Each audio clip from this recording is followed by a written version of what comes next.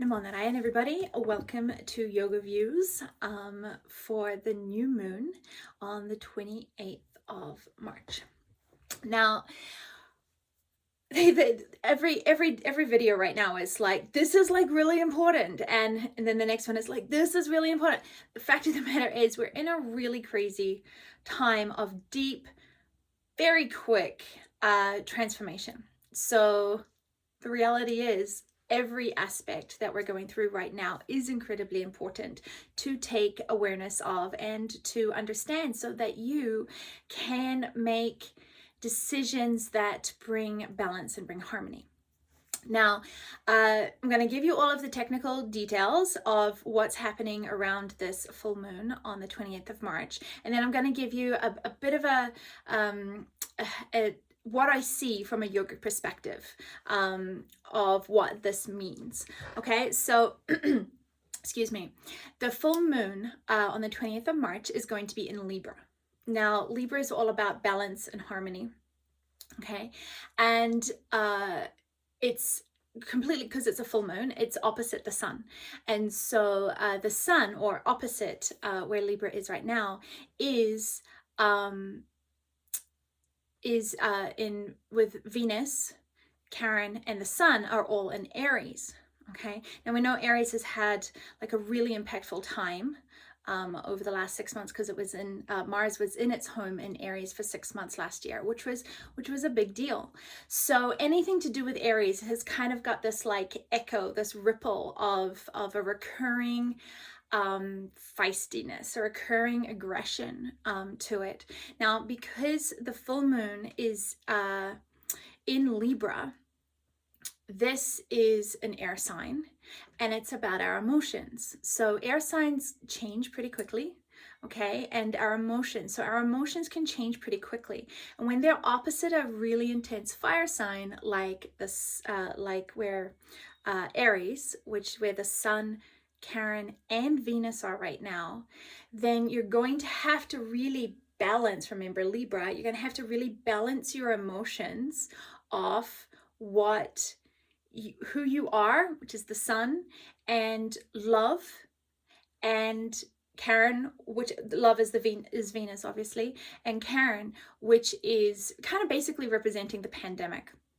Okay, so the key, that the aim of the game at this level right now, is to find emotional balance, and to understand that anything to do with Aries or anything to do with Mars, which I'm going to get to later, has this kind of impulse to react rather than respond. And it has a very it has a sharp tendency to think that war or conflict is going to fix the problem, which is really interesting, because I think this is why the important aspect of Venus being in Aries for this full moon is really important, because Venus is love. So there's a really strong understanding that while we're experiencing conflict, while we're experiencing a deep need for fiery, quick transformation in action, right? That the action, Aries, has to come from love rather than war, okay? So this is where the moon is. The moon is in Libra, balancing their emotions, and then that of course is opposite Venus, Chiron, which is the pandemic, Venus, which is love, and the sun, which is you. So and this is all in Aries, so there's like a lot of fire going on. I don't know if you've noticed, but there's a lot of fire going on. Okay, there's two other aspects to the chart of the full moon that I think is really interesting. And they kind of are really, to me, my perspective is that they're really setting up two different realities, okay? First of all, you've got a square that is happening. And squares lock you in to things that aren't necessarily, they make you kind of stuck. They're the ones that kind of like, you have to be really mindful about how you navigate the energy of a square, because you don't want to get locked in to the square, to the box, okay? And the square on this full moon is between the moon, the north node, and the square is the full moon, the north node, and Gemini and Mars, right? And so the full moon is Libra, then you've got Gemini which is the north node in Mars, and you've got Mercury, which is in Pisces, and then the south node, of course, which I believe is in Sagittarius. Okay, so yeah, the south node is in Sagittarius. So you've got the north node and the south node, and then you've got the moon, and you've got Pisces. Now, this is really interesting because Gemini, which is where Mars and the north node is. Now, the north node is always what you're moving towards, okay? And Mars is there. There's that fiery, like reactive energy again. And Gemini sort of represents younger teenagers, so teenagers, young adults, right? So very impulsive. I don't know if you remember your 20s, but can be a little impulsive. And when that's amplified with the Mars, can be a little reactionary. And because Gemini is with, what do you call it? It's communication. So fiery, off the cuff, reactionary communication can happen when you're bouncing that off Mercury, which is, of course, Gemini's planet, right? Mercury is not necessarily happy that Mars is in its house while Mercury is over with Pisces, okay? But Pisces is all about what we believe, okay? So reactionary in our communication about what we believe, right?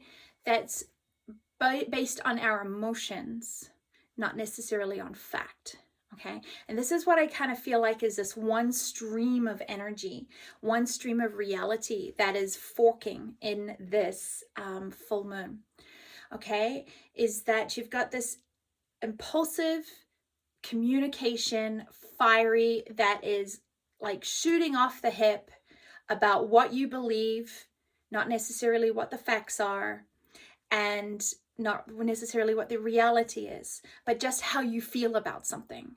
And when you start to act purely on the imbalance of your emotions and what you believe, then you start to create a reality that's going to have repercussions. It's going to have something. If you're acting on something that is out of balance, it's going to have to come into balance. So you're setting yourself up for a swing. Okay, so here's this square that we really have to be mindful of, okay, between Gemini, Pisces, Sagittarius, and Libra, of the impulsive, shooting from the hip, fiery actions and communications based on what we feel and what we believe, okay? Not based on fact and based on reality. So if you feel yourself heading for a conflict, this is a really good sign that you're heading into that reality. So that's when you need to take a step back, figure out where your emotions are, balance them from the Libra, and use Libra to balance your emotions, and then redirect them to love of Venus. And love comes together. Love does not split apart. So we don't want to go into conflicts in any aspect of your life. In the next 3 weeks, if you are heading for a conflict, stop and take a breath, figure out what would love do, and then see if you can respond and not react from that place. This is going to be a really beautiful opportunity to really untangle the ego's defense for holding its wounds in place, okay? Because when we stop and we choose love over what our impulses and our vasanas want to do, then we really can start to untangle the patterns that are holding karmas in place, yeah? So that's the square that's happening. Now there's another trine that's happening that I personally think is way more interesting, okay? And that is between Mars, Saturn, and the moon, okay? So the moon is in Libra, Mars is in Gemini, and Saturn is in, my brain has gone blank. Saturn is over there, I can see it. Capricorn, Aquarius. Saturn is in Aquarius, okay? So this energy of Mars, Moon, and Saturn. Saturn governs time and the past and things that need to be healed. The Moon gives, in Libra, because Libra is air, the moon gives this energy where transformation can happen on the emotional body, right? Transformation can happen on the emotional body. And then you've got this really supportive Mars in Gemini when you put it in relation to the moon and to Saturn. You've got this energy where Mars is creating the opportunity for action and communication to be supportive to the emotional body and supportive to healing the past, right? And so here's this other reality, and of course a trine is 3, and 3 is the number of spirituality, okay? So think of it that when you focus your efforts on embodying a spiritual perspective to your life, to your everyday life, even if it's just the way you pay your bills, when you put that into a spiritual life, you're going to have, I feel, more of an opportunity to create a reality based on the supportive trine, where you're really going to be able to heal, actively heal through communication, the emotional body that has been holding on to the past, okay? And this is going to be a much more a much more smooth and complete reality that we're creating, rather than getting stuck in the box, which is the square, which is the square is Muladhara chakra, which is 4, which is the earth element, which is like here. It's like we're looking at you and I'm looking at you, and this is doing this and this is doing this, and this is, you know, like we have to stop nutting things out just on the physical.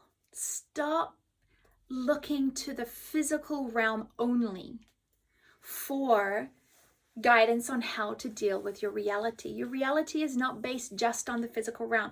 It can't be dismissed, but it's not the totality of your reality.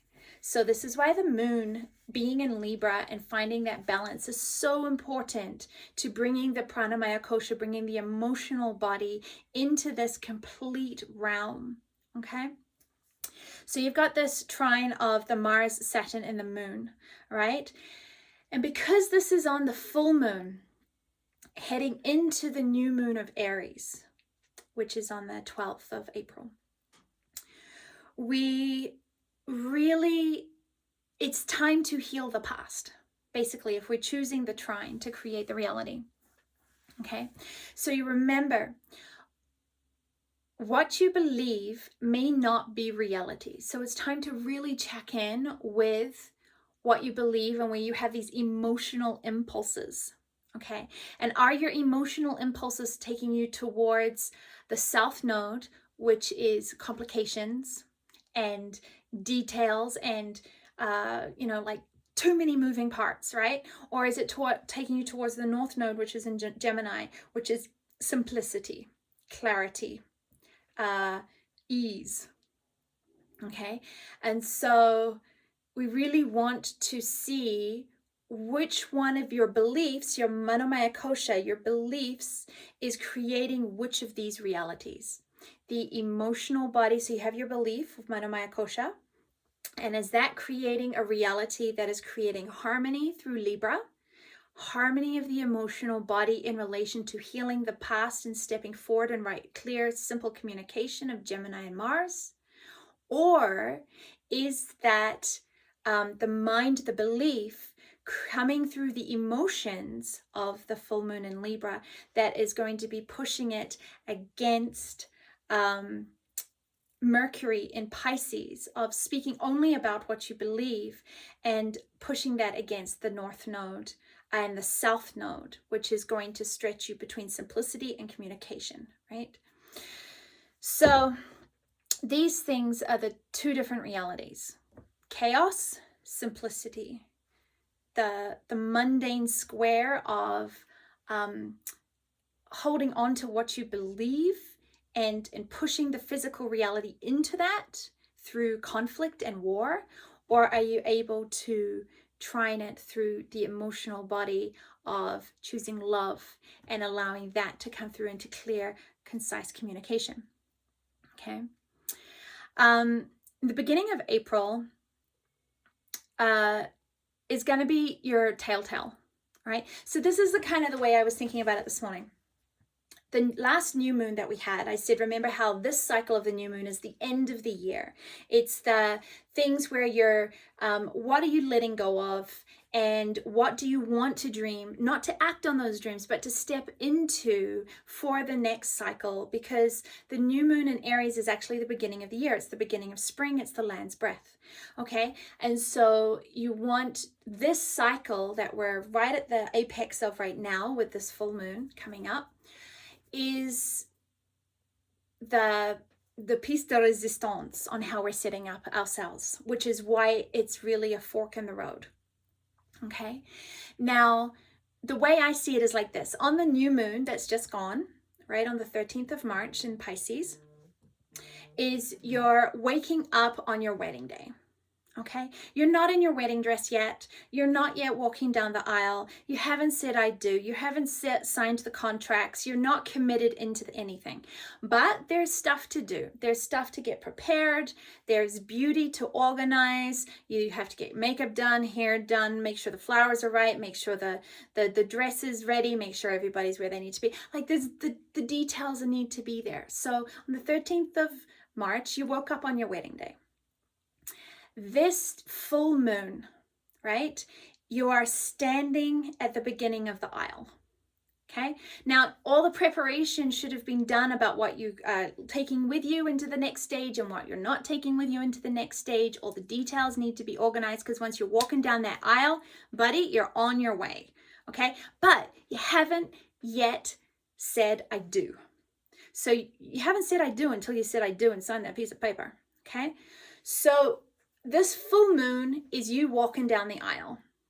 There is a level of commitment of the preparation you've already done is getting you the momentum to where you want to be, but you're not yet married to it. You haven't yet committed to it. You can still back up and choose a different direction. It may look a little messy. Okay, if you're picking up what I'm putting down. All right, if you decide you're going to choose a different direction when you're already walking down the aisle, it's going to create some drama, right? So you're going to know whether or not you're creating drama by the 2nd of April. Because by the 2nd of April, you are standing at the altar and you are going to be saying I do. 2nd of April is basically when you're signing that contract, when you're saying I do and you're making that commitment, because that is the first day of the rest of your life. Okay. So from this full moon on the 28th of March, you are walking down the aisle. So between now and then, you got to finalize getting your ducks in a row. What are you leaving behind? What do you need? What are you planning? It's a great time to put in a building permit, right? All of these things of what you're planning, but you haven't yet broken ground. You're not yet walking down the aisle. Okay. And by the 2nd of April, if you haven't simplified, if you haven't aligned to love, if you haven't aligned to healing the emotional body, then by the 2nd of April is when you're going to start to see the challenges that's coming through. And that's when the moon reaches the south lunar node, which is in Sagittarius, which is complications, legal, I already said complications, too many moving pieces, too many, it's not simple, right? We're looking for simple right now, okay? So when the moon gets to, when the moon reaches the south lunar node in Sagittarius on the 2nd of April, that's where you're going to see which fork have you chosen, okay? And understand that you're going to need to move forward from that place, okay? So there's one more placement that I wanted to mention with this full moon, and between the full moon and the next new moon, is the placement of Uranus, which is deep, irrevocable change. Change whether you want it or not. And Lilith, which is the black moon, which is showing, which is hiding. It's, you don't know everything. I don't know everything. I don't know much, but it's showing, it's not showing you what you don't know. You don't know what you don't know. And so there's this piece, an aspect of Taurus. Again, now Taurus is the earth element. So you're seeing a pattern, right? With earth elements and then squares and four corners and stuck, and like there's things that we don't know. And what we don't know, if we believe something that is contrary to what we don't know, which is the truth, that is what's going to create these challenges and these ripples, by holding on to a belief and an emotional decision that's not based in reality. And we don't know what reality is because of where Lilith is in Taurus, which is holding on to the earth. And because of Uranus's placement next to Lilith, there are some really deep bone level changes. And I don't know if it's just me. I don't think it is. But the last month, the last month on the physical level, the bones, the pain, the nausea, the crazy symptoms that are not backed up in a physical illness, but are very, very tangible and real in the physical body. This to me shows the level of purification that's happening on the emotional body that hasn't yet identified as a physical illness. But just like somebody will have pain in an amputated hand, they don't have a hand anymore, but they still feel pain. The nervous system and the mind and the emotional bodies have levels of purification that can feel physical, even if the physicality is not there. So to me, this is Uranus and Lilith in the body, in Taurus. And this is still a very, very, very intense, real thing, at least until we come into the Aries cycle. It's going to be really a theme for whole of 2021. So if you are having physical symptoms, be a little gentle with yourself. Change the way you're eating. Really look at the way you're eating and what you're eating, because this is the earth element with Taurus. Changes have got to happen. And so we really want to start to navigate these from a spiritual perspective, not from a human perspective, because we are moving out of this only third dimensional perspective that a lot of people have been locked in for most of their lives. So we're expanding consciousness into a different dimensional reality. And in this, we have got to purify on every layer of our bodies. Honestly, the planets in the moment couldn't be more perfect. The key here is simplicity, clear, simple communication. Choose love. Watch the frequency of the food that you are eating. Watch the frequency of the food that you are speaking. Watch the quality of your words. Choose love over conflict at all moments. Don't believe everything you think. Don't believe everything you feel. Stick together. Find your community. Find your frequency community, your Sangha, and connect into it. Because together in love, we will be able to move through this very tangible craziness. And together it's gonna be okay. All right. It's a lot. I know. I'm excited. We're in it. Here we go. Namo Narayan.